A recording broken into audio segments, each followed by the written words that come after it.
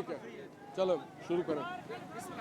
आज आपके हल्के में रैली निकाली गई। आज मलीर के अवाम ने साबित किया कि वो शेर के साथ हैं और 8 फरवरी को इंशाल्लाह शेर के निशान पे ठप्पा लगाकर मलीर को आज़ाद कराएंगे, मलीर पे कब्ज़ा माफिया से जान छुड़ाएंगे और मलीर की तरक्की का अमल इंशाल्लाह दोबारा से 8 फरवरी के बाद शुरू होगा। मलीर जो ग्रीन बेल्ट था कराची का, मलीर जो कराची का ऑक्सीजन था, लेकिन मलीर को कब्ज़ागिरों ने कंक्रीट के ढेर में तब्दील किया। लेकिन आज मलीर के अवाम ने अपना फैसला सुना दिया है कि वो नवाज शरीफ के साथ हैं, वो शेर के साथ हैं, वो हम सब के साथ हैं, वो मलीर से मोहब्बत करते हैं। 8 तारीख को आपके मुखालिफिन ठप्पे लगाएंगे। ठप्पे लगाने के लिए भी हमने उनको रोकने के लिए सारे इक़दाम कर लिए। अल्हम्दुलिल्लाह उनको ठप्पे लगाने नहीं देंगे। इंशाल्लाह शेर तैयार हैं और शेर उनको पोलिंग स्टेशनों से ठप्पे निकालने से पहले निकाल बाहर करेंगे। क्या कहेंगे आज आप रैली एक बड़े मलीर के हवाले से क्या कहेंगे?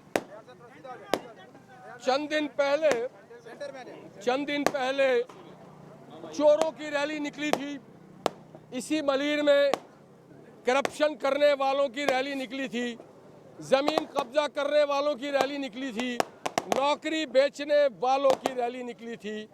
आज रैली निकली है पाकिस्तान को एटॉमिक क़ुव्वत बनाने वालों की, पाकिस्तान को मेट्रो बसेस देने वाले की, पाकिस्तान को ऑरेंज ट्रेन देने वालों की, पाकिस्तान में मोटरवे बनाने वालों की, कराची एयरपोर्ट बनाने वालों की, कराची पोर्ट कासिम में बिजली घर बनाने वालों की और नौजवानों को लैपटॉप दान देने वाले मोहम्मद नवाज शरीफ के चाहने वालों की रैली थी। आपने देख लिया होगा मलीर के अवाम ने करप्शन के रैली को रद्द कर दिया और मोहम्मद नवाज शरीफ के उस मेरिट के रैली को लब्बैक कहा। और आज आप खुद गवाही दे रहे हैं कि हज़ारों गाड़ियाँ, हज़ारों मोटरसाइकिल, और इस सर्दी में देखें मेरा पसीने से हाल क्या है, हज़ारों लोग पैदल चल रहे हैं हमारे साथ, क्योंकि नवाज शरीफ की सच्चाई है, नवाज शरीफ का खिदमत है, नवाज शरीफ की तरक्की है, नवाज शरीफ की दयानत है, अमानत है, सी पैक है, जीडीपी है। और ये बेदाग किरदार के नौजवान कैंडिडेट हैं, कादिर कलमक्ती है, पीर सरंदी है, याकूब खासकली है। सलाम मलीर के लोगों, सलाम। इस मलीर को बाबा कौम हज़रत कायद आज़म मोहम्मद अली जिन्ना ने भी बहुत पसंद किया था और वो यहाँ तशरीफ़ लाते थे। मगर आज इस मलीर पे कब्जा ग्रुप काबिज हो गया है। आज इस मलीर पे करप्शन करने वाले काबिज हो गए। 15 सालों में मलीर की तकदीर नहीं बदली, हालात नहीं बदले। आज भी यहाँ पे बच्चे स्टैंड ज़्यादा हैं, बच्चे खुराक से महरूम हैं, मेरी माएँ बहनें इलाज से महरूम हैं। चंद दिनों पहले सिद्दीकोट में मेरी माएँ और बहनें गंदा पानी पी के दर्जन भर लोग जख्मी हुए और आधे दर्जन लोग मर गए। मेमन गोट में 2 बच्चे गटर में गिर गए। यहाँ के लोगों को नौकरी नहीं मिलता है, यहाँ के लोग इंडस्ट्रियल जोन में रहते हैं।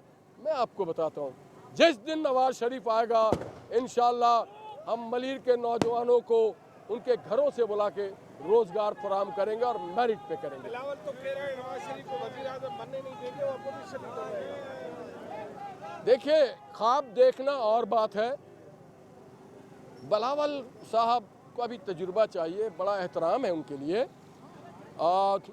वो जो 15 साल में सिंध के साथ किया, पाकिस्तान के लोग उसे पाकिस्तान के साथ नहीं करने देंगे। और 9 साल में नवाज शरीफ ने पेशावर से कराची, पाकिस्तान के जिस कोने में जाए, चप्पे चप्पे पे नवाज शरीफ की तरक्याती काम है। इज़्ज़त दयानत की सियासत का नाम है। सिंध को 16 एकड़ ज़मीन नवाज शरीफ ने दिया हर हारी को। बिलावल साहब की पार्टी ने तो सैलाब ज़दागान से भी उनका फंड ले लिया।